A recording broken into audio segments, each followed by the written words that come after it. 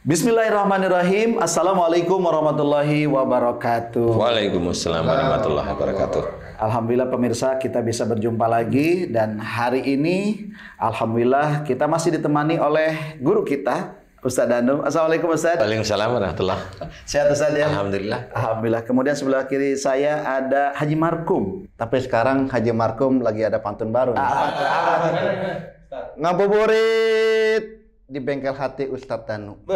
Cakep. Bengkelnya asik, sejukkan hati. Cakep. Mudah-mudahan kita sehat lalu. Cakep. Di bulan Ramadan yang penuh rahmat ilahi. Ternyata Haji Markum sekarang udah lewat berarti. Lagi puasa. Salam dulu ya. Assalamualaikum warahmatullahi wabarakatuh. Salam. Makasih banyak nih sore ini udah mampir di sini ya. Alhamdulillah. Haji Markum. Upin Ipin gimana? Ipin Upin sekarang alhamdulillah lagi umroh. Tapi bukan di Mekah dia. Di mana? Bojong. Ada umroh ke Bojong. Dari mana asalnya itu? Iya, maksudnya manasik umroh. Ada wisata hati nih. Wisata hati nih, wisata hati. Ya wisata hati. Untuk menyembuhkan hati-hati yang galau. Gue ngelihatnya ke sana galau. Tapi memang wisata hati itu atau wisata kolbu itu saya terinspirasi juga dengan apa yang diajarkan guru kita Ustadz Danu, bahwasanya hatinya orang yang beriman itu hati yang selalu dijaga dan selalu menjaga untuk selalu hati-hati.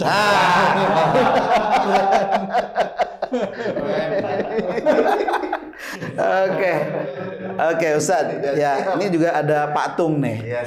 Oke, Pak Tung ini punya channel Tung Family Channel ya. Jadi jangan lupa selalu subscribe. Ente udah subscribe belum? Saya subscribe selalu. Yang mana? Kalau subscribe bini istimewa. Kalau bini ting tong. Super istimewa. Oke, tapi saat ini bukan ngomongin itu ya. Kita ngomonginnya hari ini masalah Al-Quran. Karena Ramadan itu turunnya Al-Quran. Katanya, kan banyak yang bilang Al-Quran itu sifat. Penyembuhin. Tapi masalahnya di mananya? Nih kita tanya sama narasumber pakarnya. Nah, Ustadz, kira-kira gimana tuh? Kan banyak orang mengatakan bahwa Al-Quran itu sifat, kan gitu, obat. Nah, tapi letak obatnya itu di mana? Apakah dengan dibacakan, ditiupkan ke air, atau tadi ada yang bilang katanya dijadikan kopi, diaduk, diminum? Iya, gimana tuh Ustadz? Jadi memang ayat-ayat tentang sifat itu banyak sekali. Jadi ini salah satunya ya ayyuhan nas qad ja'atkum mau'izatum mir rabbikum wa syifaa'un lima fis sudur wa huda wa rahmatul lil mu'minin. Ayat ini menceritakan tentang seruan untuk semua manusia. Telah datang pelajaran dari Allah yaitu Al-Qur'an. Ya, penyembuh penyakit hati. Petunjuk dan rahmat bagi orang-orang yang beriman. Petunjuk dan rahmat. Penyembuh penyakit hati. Syifa. Penyembuh penyakit hati. Petunjuk dan rahmat. Jadi Al-Quran itu memang menjadi satu. Bisa menjadi syifa atau petunjuk dan rahmat. Kalau menurut saya, yang harus kita ketahui adalah petunjuk dulu. Hudan ya. Iya, petunjuk itu apa? Contoh mamanya. Petunjuk salah satu ditunjukkan oleh Allah Ta'ala. Satu, wa ma sabakum min musibatin fa bima kasabat aydikum. Apa saja musibah yang kau terima itu disebabkan dari buah tanganmu sendiri. Petunjuk. Berarti semua musibah yang dialami oleh manusia berarti itu dari pola tingkahnya dia sendiri. Petunjuk.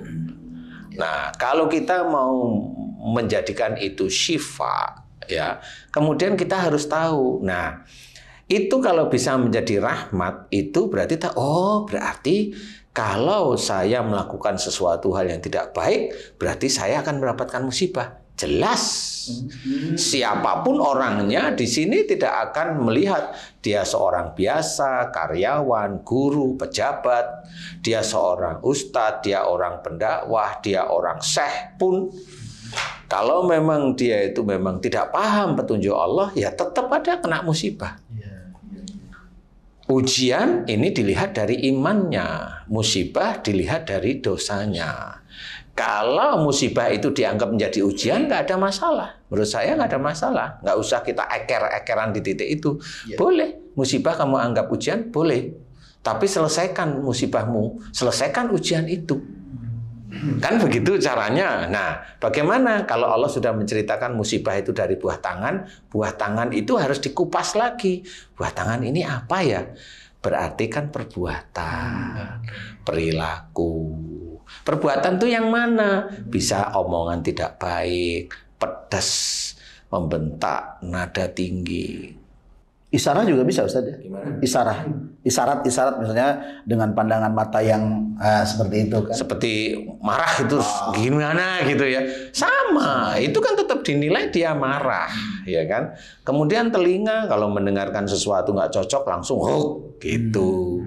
Kemudian tangan umpamanya, tangan ini nggak cuma hanya untuk mukul orang biasa, tangan untuk mengerjakan sesuatu yang memang Allah tidak ridho, yaitu mencuri, menghitung gedung sudah ini dihitung lagi ulang.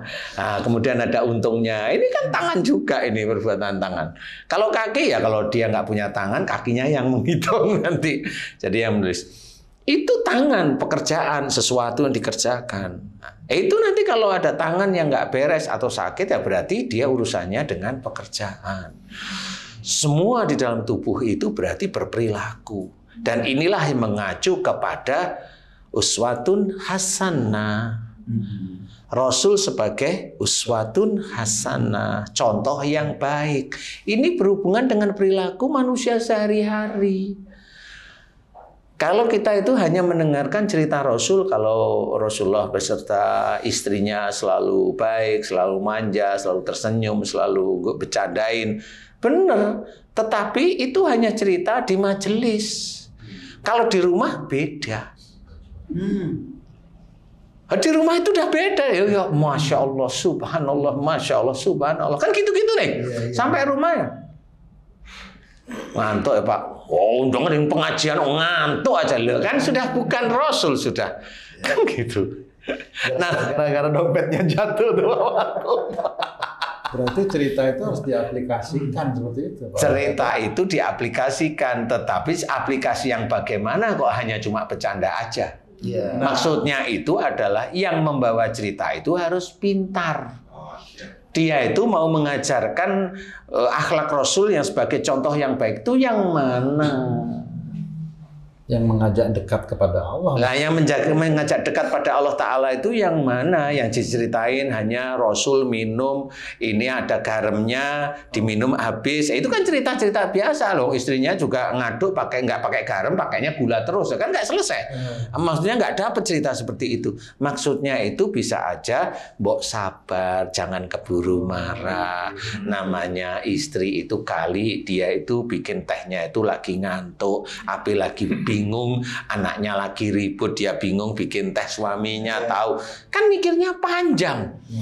Lah enggak, istri bikin teh belum selesai, lamanya, kan gitu ya. Jadi ini juga bukan ciri Rasul yang seperti ini. Inilah keluar jalur. Akhirnya dia pikirannya suuzon. Rasul enggak, malah berpikir gimana caranya istri saya tidak tahu kalau dia salah ya. Loh, itu kan Rasul. Itulah salah satu ciri dalam hadis, tutuplah aib saudara. Ini Rasul aja masih nutup aib istrinya. Walaupun itu bukan aib-aib yang beneran ya. Ini hanya kesalahan sedikit loh. Itu ditutup loh sama Rasulullah. Dan itulah yang harus kita kaji. Bukan senengnya keluarga bahagia, keluarga ini. Udah ngapain? Banyak film barat itu yang bahagia-bahagia itu banyak. Film Korea apalagi itu? Drakor itu. Nggak bisa ganti hidung bahagia. Lah, bisa ganti hidung, ganti mulut, ganti dagu, dikerik-kerik sininya. Lah apa? Itu ditanyain besok di akhirat itu bukan ditanyain gantengnya atau cantiknya. Ditanyain, kamu kerik-kerik itu buat apa? Buat meceng di IG, di Instagram. Buat apa? Narik, siapa tahu ada duda kaya suka sama saya. Lah buat apa yang seperti itu? Lah itu kan malah menjadikan mudarat bukan manfaat. Nah, disinilah yang kita harus pahami beda. Nah, yang tadi wa ma asabakum min musibatin fabima kasabat aydikum, kita harus pahami bahwa musibah itu tetap dari perbuatan. Harus itu diingat-ingat. Kita sebagai seorang muslim, ingatlah ayat itu. Sehingga kalau kita itu mendapatkan musibah, tabrakan, kepleset, kebentur, kecetit, itu tahu dari mana ya ini kok Allah memberikan musibah seperti ini. Tabrakan, kakinya patah, dari mana ya? Kalau saya, insya Allah saya ceritain, kalau kakinya patah umurnya berapa? Kalau umurnya di bawah 45, kaki mana yang patah? Kaki kirinya dia patah. Berbenturan atau diserempet, dia langsung berbenturan, adu banteng dengan mobil atau adu banteng dengan motor. Ini si anak ini biasanya kalau dinasehatin orang tuanya dilanggar nasihatnya. Ada analogi-analogi seperti itu. Loh, itu bukan tiba-tiba, bukan ramalan, itu serius. Tanyain aja bener itu orang tuanya sama anaknya yang kakinya patah. Dia kalau dikasih tahu ngeyel nggak, membantah nggak? Suruh aja jawab jujur. Insya Allah jawabnya iya, emang anak saya itu ngeyel, kalau dikasih tahu bantah. Itu salah satunya itu. Bukan saya ngarang-ngarang, enggak, itu saya teliti beneran. Kok bisa patah ya? Kenapa itu harus diteliti? Saya mikirnya begini, jangan itu takdir Allah. Ya betul takdir Allah Ta'ala. Itu karena keinginan Allah. Bukan, Allah itu mentakdirkan memang harus patah kakimu. Bukan keinginan Allah. Karena apa? Karena perilakumu dengan ayahmu. Makanya seperti itu. Ada wanita yang dia umurnya di bawah 45 tahun, dia kena radang, dia kena tumor payudara di situ. Tanya aja langsung, pasti kamu menyimpan marah dengan orang tua kamu. Tanya aja, insya Allah ya. Itu jelas sekali kok. Coba kalau dia kena kanker serviks itu yang leher rahim itu, kena dia umurnya di bawah 45, tanyain aja, kamu nyerewetin salah satu orang tuamu, dia pasti bilang iya. Dan kalau di bawah itu dia tidak mohon ampun kepada Allah Ta'ala, tidak minta maaf dengan orang tuanya, selesai ke umurnya nggak lama lagi, insya Allah mati. Karena memang bagi Allah orang begitu-begitu memang nggak manfaat, ngapain? Tapi itu bisa menjadikan pelajaran bagi orang-orang di sekitarnya agar mau belajar. Ayat-ayat Allah itu seperti itu. Jadi ayat Allah diturunkan ada asbabnya, ada asbabun nuzulnya, dari yang harus kita ketahui. Jadi bukan karang-karangan enggak. Nah, dari titik itulah orang yang ada musibah, tobatlah karena dari perbuatan dosa. Tobatlah kamu. Kalau kamu sariawan, tobatlah kamu tentang kata-katamu yang sering pedes. Mohon ampunlah. Kalau tenggorokanmu sering radang di sini nggak pernah hilang, kamu hobinya ngeyel. Kalau kamu mendengar sesuatu nggak cocok, langsung maunya ngomong. Kalau terjadinya sama anak, Ustadz, sama anak itu selalu sariawan atau selalu radang tenggorokan, itu karena anaknya atau karena ibu bapaknya? Ustadz? Karena ibu bapaknya. Kalau sariawan ibu bapaknya pedes-pedesan. Kalau radang tenggorokan ya marah yang gitu. Nah, anaknya besok sariawan. Cuma manusia muslim itu jarang mau belajar. Disangkanya tidak ada hubungannya. Disangkanya nggak ada hubungannya. Iya loh, memang gurunya nggak pernah ngajarin seperti itu. Jadi namanya la taktub walakal jannah itu dianggap itu hanya sinetron aja itu. Kiasan aja. Jangan marah, bagimu surga yang mana? Nggak taunya dia nggak cuma marah, dia fitnah malahan. Dia nggak tahu bahwa dia jalanin fitnah itu nanti dia akan menjadikan musibah bagi dia. Pasti. Nah, dari kita nggak boleh. Makanya Allah menceritakan kita dilarang untuk mencari kesalahan orang lain. Wala tajassasu wala yaktab ba'dukum ba'da. Nah, ini kan diceritakan. Jangan merasa kelompok kita itu lebih benar daripada kelompok mereka. Enggak. Itu oleh Allah sudah diceritakan seperti itu. Berarti itulah yang hati-hatinya kotor itu. Nah inilah dosa. Nah bagi orang muslim yang ngomongin grup sini, YouTube sini, dengan satu saling-saling ini, lah kamu tahu nggak kita itu saudara? Kalau dia nggak merasa tahu, selesai kamu nanti. Kamu akan mendapatkan musibah demi musibah yang kamu nggak akan tahu. Yang akan menjadikan walatulqu biaidikum ila tahlukat itu akan masuk. Orang akan binasa melalui perbuatannya. Lah orang selama ini tidak pernah dijelaskan binasanya orang itu dari perbuatannya. Perbuatan yang bagaimana? Dari wa ma asabakum min musibatin fa bima kasabat aydikum. Itu menjadi satu, akhirnya muncullah ini.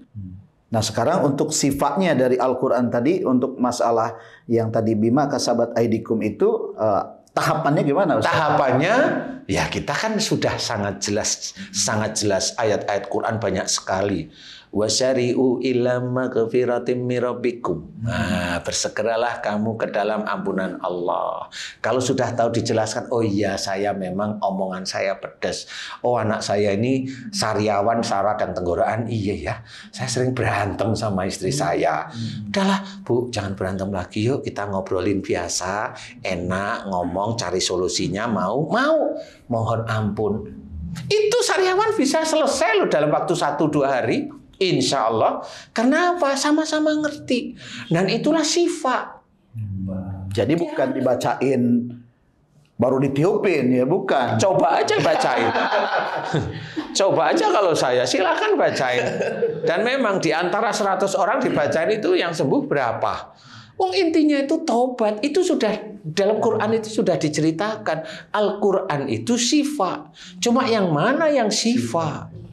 Makanya kalau saya itu cerita, kan nggak ada surat buat, ini surat dalam Quran, buat kanker payudara, kan nggak ada. Buat sariawan, kan nggak ada. Buat sakit kepala. Buat sakit kepala, nggak ada nih. Tapi yang jelas, kenapa Allah itu menceritakan bahwa Rasulullah itu uswatun hasanah. Itu tuh semuanya bersambungan, bukan satu-satu artikan begini nggak nyambung dengan ayat yang lain. Enggak, ayat Quran itu nyambung dengan ayat-ayat yang lain dan dikuatkan juga dengan hadis-hadis yang sahih sebenarnya. Jadi nggak bisa putus-putus. Wa ma asabakum min musibatin fa bima kasabat aydikum, itu berhubungan dengan walatulqu bi aydikum ila tahlukat. Kalau kamu tidak akan dikatakan binasa oleh Allah Ta'ala, berbuat baiklah. Makanya walatulqu bi aydikum ila tahlukat, kalimat berikutnya wa ahsinu, dan berbuat baiklah. Innallaha yuhibbul muhsinin, sesungguhnya Allah menyukai orang-orang yang berbuat baik. Dan ini satu kalimat ini dalam satu ayat ini harus kita ketahui. Dan janganlah kamu menjerumuskan dirimu dengan perbuatanmu ke dalam kebinasaan. Nah, ini berarti dengan perbuatan sama dengan awal. Makanya Allah, ini obatnya wa ahsinu. Obat yang lain kalau ini belum sakit wa ahsinu. Tapi kalau yang sakit wasyari'u ila maghfiratin mir rabbikum, mohon ampun, bersegera untuk mohon ampun. Wa tubu ilallahi jami'an ayyuhal mu'minun. Nah, suruh tobat kita. Walaupun di situ ceritakan orang yang beriman, Allah tahu walaupun kita itu beriman tetap masih banyak salah dan dosa, makanya disuruh tobat. Ustaz, kalau di Quran dikatakan jika kamu ditimpa musibah, kita disuruh mengucapkan innalillahi wa inna ilaihi raji'un. Nah, itu maksudnya seperti yang mana Pak Ustaz? Apakah itu juga termasuk obat apa? Ya, itu belum menjadi obat walaupun bisa menjadi obat. Kalau mamanya itu dikatakan obat secara fisik memang tidak bisa. Tetapi kalau itu obat hatinya insya Allah bisa. Artinya kalau seseorang itu mendapatkan ujian atau musibah memang harus mengucap sesungguhnya kami milik Allah dan akan kembali pada Allah. Itu harus tahu milik Allah. Makanya kalau kita dapat uang, selain kita itu mengucap alhamdulillah, katakan innalillahi wa inna ilaihi raji'un. Ini uang ini milik Allah. Jadi jangan akhirnya uang itu dikekep. Uang itu bisa jadi musibah gitu Pak Ustaz. Lah iya, memang uang itu bukan ujian. Emang kamu mau ngapain kamu uang itu? Saya mau tanya, kecuali kalau kamu memang kalau kamu gajian dikasih ke istrimu, lah kamu plonga-plongo pasti. Musibah itu musibahnya. Nah, itu musibahnya kamu beda dengan musibah yang aslinya. Kalau musibahnya kamu itu adalah saya nggak punya uang di bawah istri saya, musibah ini kan gitu. Itu musibah untuk kamu. Tapi yang namanya ujian itu mendapatkan uang banyak, mendapatkan nikmat, itu ujian sebenarnya. Itu ujian. Mendapatkan kita kelaparan, itu juga ujian. Ketakutan, itu juga ujian. Ketakutan dari mana? Dari paksaan negara, dari paksaan preman, dari itu diuji oleh Allah Ta'ala. Seperti itu, makanya kita harus mensikapi banyak hal bahwa ujian yang harus kita hadapi seperti itu dengan mengucap inna lillahi wa inna ilaihi raji'un. Itu menjadi obat akhirnya. Hati kita mulai tenang dulu loh. Maksudnya hati kita itu tenang dulu gitu loh, bahwa semua ini milik Allah. Jadi kalau itu diambil oleh Allah Ta'ala, ya sudah harus belajar ikhlas. Kan seperti itu. Jadi tidak ada gerundel, tidak ada saya didolimi si A, nggak ada begitu itu. Memang si A berbuat dolim, tapi kalau itu terjadi, Allah sudah mengizinkan terjadi. Berarti itu adalah salah satu yang harus kita amalkan. La haula wala quwata illa billah. Itulah tetap harus diterima dengan ikhlas. Walaupun itu tidak nyaman menurut kita. Menurut kita, saya tetap akan bilang menurut kita. Karena kalau saya bilang tidak nyaman, itu namanya saya arogan. Bahwasanya yang tidak nyaman menurut kita itu yang terbaik untuk kita. Untuk apa? Menguji apa? Menguji iman kita. Menguji kesolehan kita di hadapan Allah. Kalau ujian itu tidak enak itu seminggu, 2 minggu, 1 bulan, 1 tahun, 5 tahun. Memang Allah menguji beneran pada kita. Tetap jalanin istiqomah, ada di jalan Allah Ta'ala. Jangan ngeluh di titik itu. Karena ngeluhnya kita berarti kita itu belum ikhlas. Nggak cocok dengan kita mengucap la ilaha illallahnya. Belum cocok dengan kita mengucap. Kalau innalillahi wa inna ilaihi rajiun itu cukup ya seminggu lah kalau bisa dibalas kan gitu.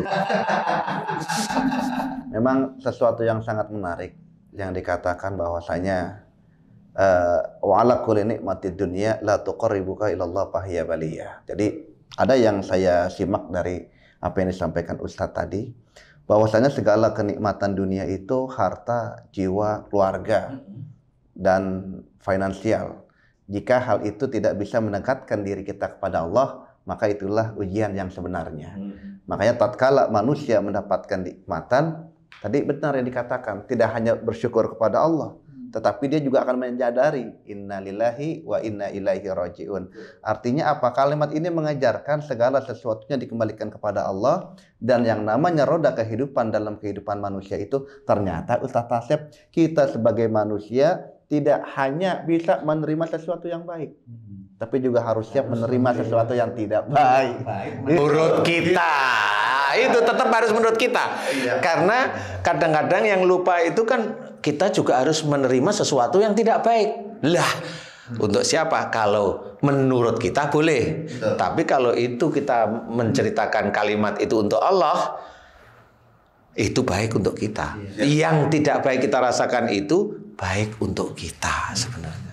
Insya Allah seperti itu. Tidak semua rezeki itu bentuknya berupa kenikmatan, kan bisa jadi begitu. Tapi bisa jadi sesuatu yang tidak mengenakan, padahal sesungguhnya rezeki begitu, Ustaz. Iya, itu kan ujian yang harus dihadapi manusia. Katanya kalau ujian itu untuk meningkatkan iman. Kan gitu. Kalau lulus, kan harus gitu. Selama ini kan ya harus tetap kalau lulus. Kalau nggak lulus ya nggak naik. Ya diuji terus, itu akan diulang terus oleh Allah Ta'ala, diulang terus kamu lulus nggak. Kalau nggak lulus ya tetap begitu aja. Padahal rumusnya simple. Seseorang itu tidak akan merasakan nikmatnya dia makan kalau nggak ada lapar. Benar. Nggak bakal terasa dia nikmat minum kalau nggak ada haus kan. Tidak ada nikmat hidup kalau dia nggak dapat ujian tidak enak ya, Ustaz. Pokoknya yang penting hari ini anak transferan. Maksudnya transfer ilmu, transfer hati kan gitu kan, supaya kita bisa ya mudah-mudahan bisa dikuatkan iman kita aja, itu udah luar. Tapi Ustaz, kan antum kan selama ini jadi tokoh ya di masyarakat pastilah. Tokoh apa nih? Tokoh baju, tokoh motor. Gimana? Dikatakan juga ulama, kiai. Sesekali kan kadang-kadang jamaah datang tuh ke rumah sakit gitu kan, minta didoain. Nah selama ini kan antum juga tahu Al-Quran itu sifat. Nah kira-kira solusi dari antum untuk jamaah gimana? Jadi solusi dari segala macam penyakit, benar tadi dikatakan bahwasanya tidak ada obat untuk kanker, tidak ada obat untuk pusing, sakit kepala ataupun sebagainya. Tetapi ada obat untuk semuanya. Fakultu astaghfiru rabbakum innahu kana ghafara. Makanya yang diajarkan dari acara Siraman Kolbu itu luar biasa. Ketika kamu sakit nggak perlu nyari obat dulu, tapi ngaku dosa pada Allah Subhanahu wa taala. Itu selalu kita ingat dan selalu kita coba pelajari. Tapi kalau jamaah datang, aduh ada jangan ngajak istighfar, sakit gitu gimana coba? Kalau itu mah gampang. Ya, saya keluarin duit. Saya olesin di sini. Untukmu. Ya, benar nggak? Kan gitu.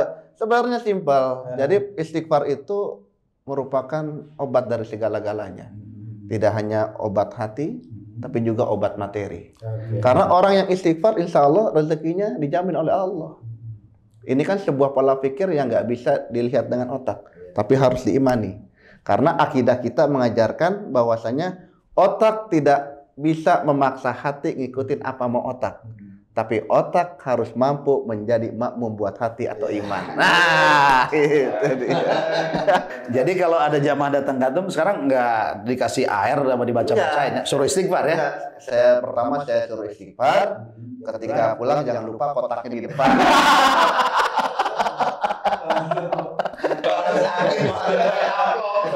Tapi memang ya nggak apa-apa, itu kan sama-sama tulus ikhlasnya aja ya.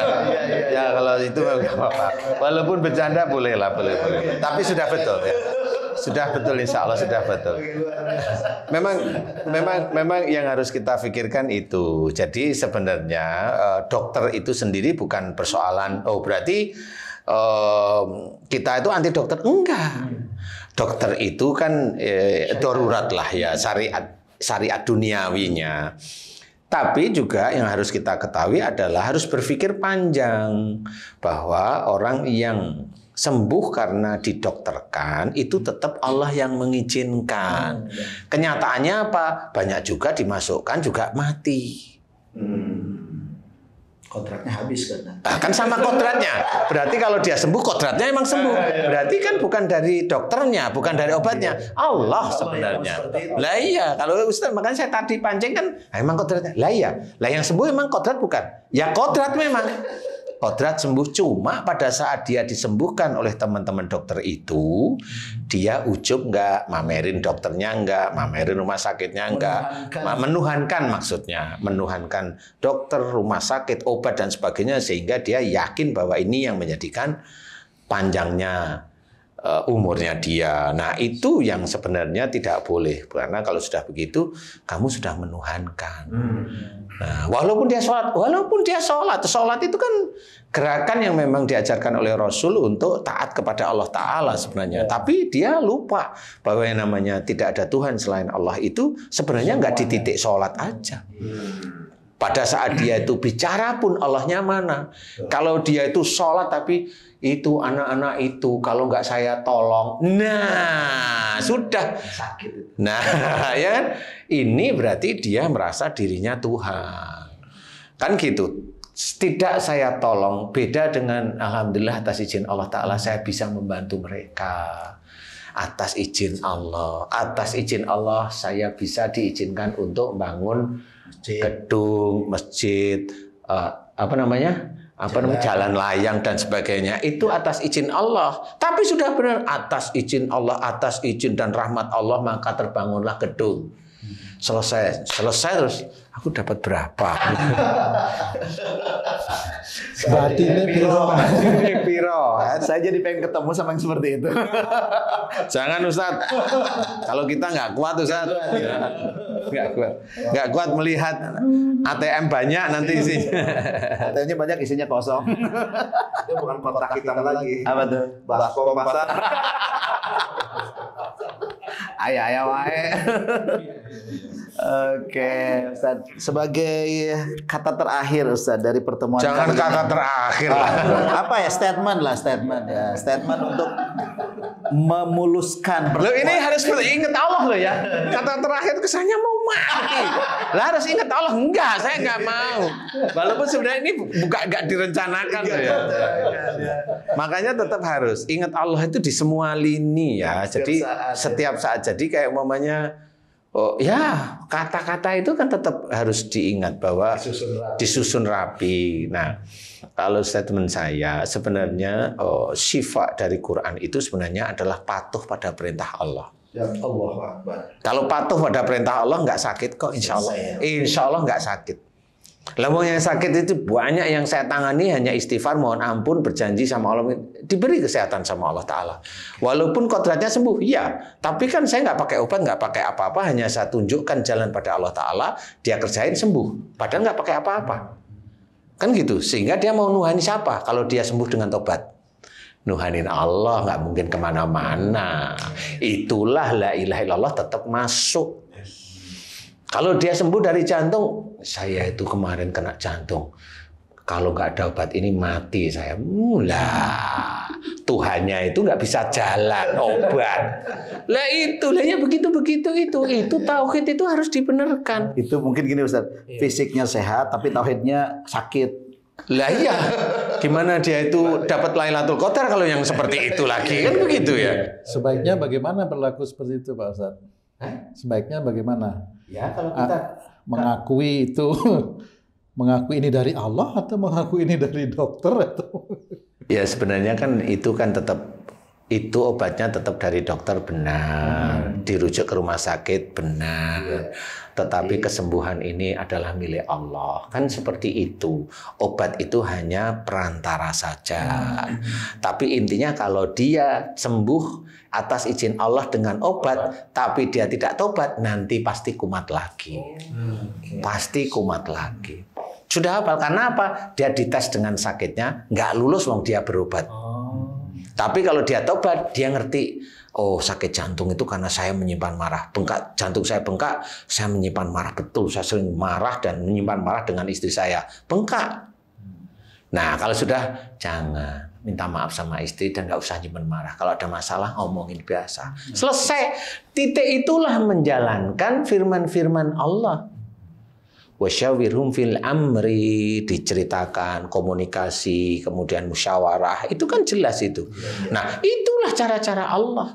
Dan kok bisa langsung pada waktu mau kok sakit saya, sesek saya kok hilang Ustaz? Lah itu Allah langsung menjawab. Bukan sihir itu. Kamu aja yang tidak tahu, makanya kamu ngomong sihir yang begitu. Kalau saya malaikat itu lebih kuat daripada sihir. Allah itu lebih kuat daripada dukun santet. Makanya pada saat saya itu mendoakan, ya Allah selamatkan dukun itu, selesai. Kenapa sembuh? Lah karena saya doain biar selamat. Kenapa nggak saya cekek aja kan gitu ya? Nggak perlu. Karena jauh Ustaz. Yang jelas biar Allah aja yang menyelesaikan. Kalau kita kan doa, disuruh Allah itu berbuat baik, doa juga yang baik. Harus kita kerjakan lah seperti itu. Ya, jadi intinya adalah ikutin perintah Allah dalam Quran. Ati Allah wa Rasul, taatlah pada Allah dan Rasul. Taat pada Allah berarti mengerjakan isi Quran, taat pada Rasul mengerjakan sunnah. Kan sudah jelas ini. Kalau taat sama itu syifa, penyembuh. Masya Allah. Syifa. Kalau dia lupa langsung astagfirullahaladzim. Yang dulunya kerengan dengan istrinya itu gampang, mau langsung astagfirullah. Lah itu syifa. Tapi kalau begini, astagfirullahaladzim gitu. Habis itu stroke. Habis stroke nyesel. Kan gitu ya. Kalau mamanya saya nggak marah, saya nggak kena stroke kan gitu. Nah itu nyesel, nggak diterima semuanya oleh Allah Ta'ala. Padahal dia stroke itu ya karena perbuatannya. Bukan Allah yang dolim, bukan. Karena perbuatanmu sendiri sebenarnya. Oke, terima kasih banyak Ustadz. Masya Allah, kali ini sangat bermanfaat banyak buat kita. Jadi Al-Quran itu akan jadi sifat apabila itu dilaksanakan. Atiullaha wa atiur rasul. Mudah-mudahan kita semuanya sehat dan mari kita sama-sama belajar untuk mengamalkan Al-Quran sedikit demi sedikit. Dan mudah-mudahan kita termasuk orang yang sehat lahir batin fi dunya wal akhirah. Sampai jumpa lagi pemirsa di episode berikutnya di acara-acara yang lebih banyak lagi. Terima kasih, mohon maaf lahir batin. Assalamualaikum warahmatullahi wabarakatuh. Terima kasih Ustaz. Terima kasih. Terima kasih Batu.